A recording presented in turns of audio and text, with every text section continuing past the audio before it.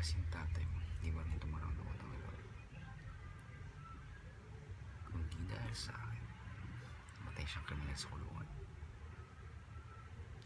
But no, I made the mali. A hero.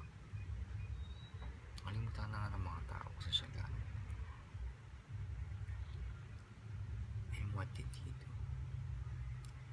Tinrator niya ako. I'll tell you what's wrong with you, Bernard. Gusto magsiswear na ako. Kalimutan na lang lahat ng mga ginawa niyo.